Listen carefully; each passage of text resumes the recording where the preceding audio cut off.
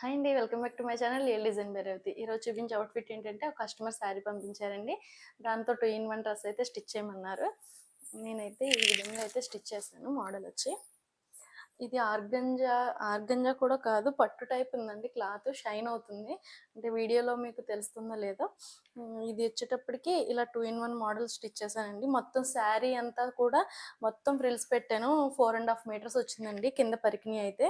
Lining కూడా దాంతో పాటే క్లాత్ ఎంతైతే ఉందో అంతే అటాచ్ చేసి ఫ్రిల్స్ పెట్టానండి. అప్పుడు ఇలా ఫ్లఫీగా వచ్చింది. ఎందుకంటే క్యాన్ యూస్ చేయక్కర్లేదు ఇంకా. ఈ శారీకి బ్లౌజ్ పీస్ వస్తుంది కదండి, ఆ blouse piece as it is blouse కుట్టాను. కింద వచ్చేటప్పటికి ఆ శారీలో కొంచెం క్లాత్ తీసి ఇలాగా ఫ్రిల్స్ కింద ఐరన్ ప్లీట్స్ అయితే చేశానండి. దీనికి కప్రూన్ టాప్ కింద. ఇది హ్యాండ్స్ వచ్చేటప్పటికి నార్మల్ హ్యాండ్ పెట్టాను.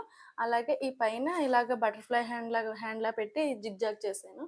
ఇది స్టిఫ్గా ఉంది కదండి క్లాత్, అందుకే చక్కగా ఇది ఇలాగా బాగా పైకి వేలాడుతుంది. నెక్ వచ్చేటప్పటికి ఇలా కట్ వర్క్ నెక్ అయితే పెట్టానండి.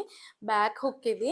బ్యాక్ వచ్చేటప్పటికి డీప్ యూ షేప్ ఇచ్చాను. డోరీస్ ఈ విధంగా పెట్టానండి. ఈ స్కర్ట్కి డోరీస్ కూడా ఇలా స్టిచ్ చేశాను.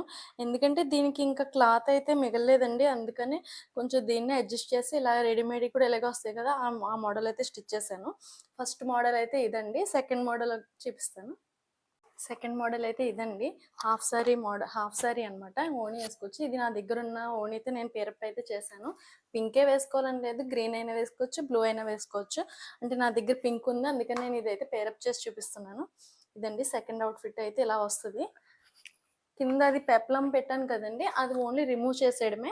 రిమూవ్ చేసి ఇలా హాఫ్ శారీ కింద మనకి ఎలా నచ్చితే అలాగా వేసుకోవచ్చండి. అవుట్ఫిట్ ఎలాగుందని నచ్చితే లైక్ చేయండి, కామెంట్ చేయండి, కుదిరితే షేర్ చేయండి.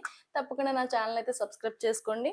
మీకు కూడా ఇలాంటి అవుట్ఫిట్ స్టిచ్ చేసుకోవాలనిపిస్తే డిస్క్రిప్షన్లో నా ఫోన్ నెంబర్ ఇస్తారండి, వాట్సాప్లో మెసేజ్ చేయండి. Thank you.